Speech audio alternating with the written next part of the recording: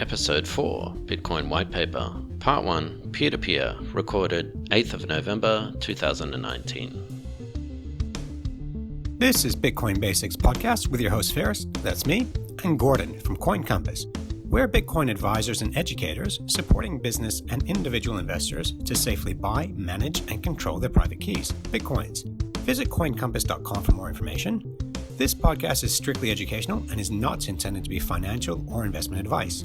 Full disclaimer in the show notes and at the end of this episode. Hi everyone, welcome to another podcast.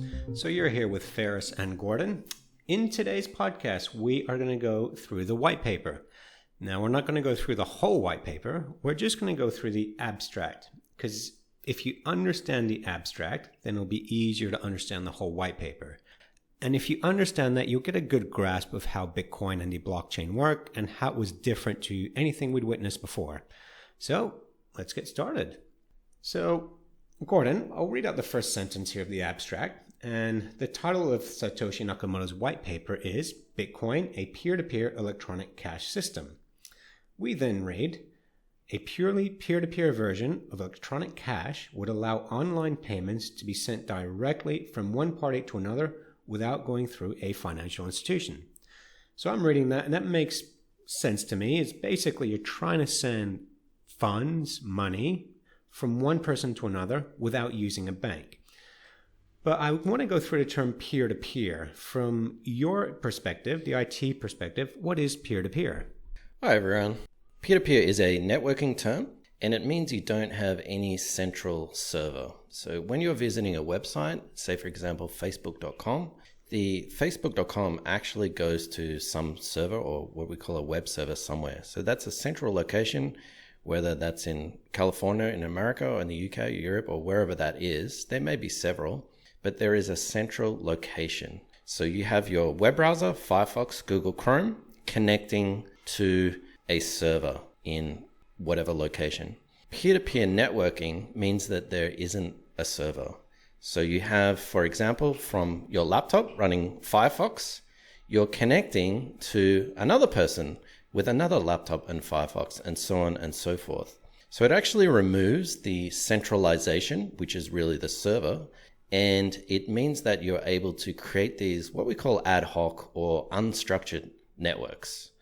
So just on that, Gordon, and correct me if I'm wrong here, but my understanding is that there's a few supercomputers around the world that basically manage the internet. And by that, I mean, if I were to send you an email, I am in Albania and you are in Zimbabwe, that does not go directly from my computer to yours because there's no connections going directly from those two countries. It gets rerouted through these supercomputers. So I think one is in Berkeley, is it? And then it goes through all the other cables and bounces around through these different networks before it gets to you.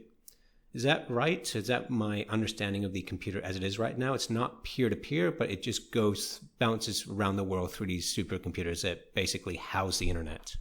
Yeah, I wouldn't say supercomputers, but you have the model correct. And in computer science, we call this a client-server model. If you think of your laptop or any application running, that is what we call a client. So I mentioned Firefox or say Google Chrome. We consider that a client.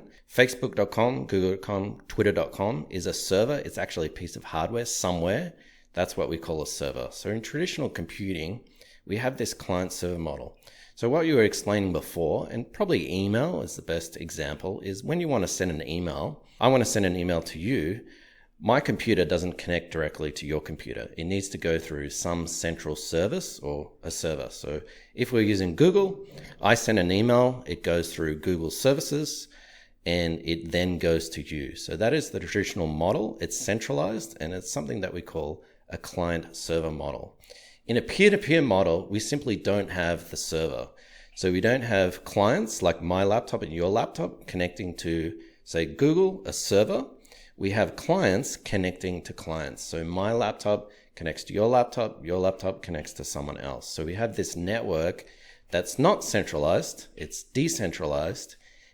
So I can see that that's the similar way that the banking institution operates today. So if you are in Australia and you have Australian dollars and I'm an American, I have US dollars, you want to send me some money.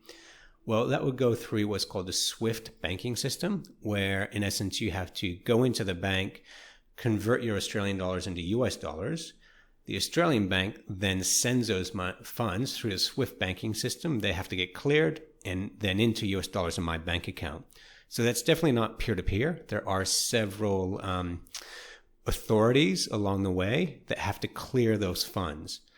So with peer-to-peer, I imagine that it would be the same as me just sending Bitcoin directly to you. I'm bypassing all those authorities. I'm bypassing the SWIFT system. There is no bank involved. It's just directly from me to you. Is the technology behind peer-to-peer Bitcoin the same thing, where we're using an internet connection, but it is going directly from me to you? We're bypassing all those other authorities and connection points that you described with Google and email. Yeah, absolutely. So that's a great example of from the economics point of view. And a lot of people think that peer-to-peer, if you're, for example, just exchanging cash between two people, like if I give you cash for goods or services, well, that's peer-to-peer, it's person to person. But it's not, because we're going through a government's currency, we're going through a bank. The cash has some sort of authority or institution behind that. So similar to the email example, it would be a peer-to-peer system would be my computer sending an email directly to your computer. And one of the biggest applications that you may have heard of is BitTorrent file sharing. And that started as a peer-to-peer way for people to share files, mostly illegal, videos, music, and whatnot. And there wasn't a centralized server. So when we're using the email analogy, I'm sending an email from a laptop through Google's servers to your laptop. With file sharing, I'm simply sharing a file on my laptop that you or anyone else connected to the network can access.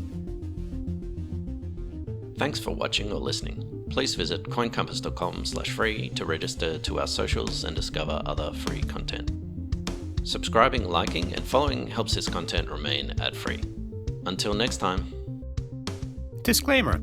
Any content provided by Coin Compass or the Bitcoin Basics podcast is for educational and informational purposes only and is not investment, legal, tax, or any other professional advice. A qualified professional should be consulted before making any financial decisions. Coin Compass or the Bitcoin Basics podcast will at times recommend certain products, services, and technologies, but these are opinions based upon our own or podcast guests' experience and not endorsements. We take no liability for out-of-date or inaccurate information, software bugs, manufacturing errors, technology misuse, or issues involving third parties. Visit coincompass.com for more information and please contact us.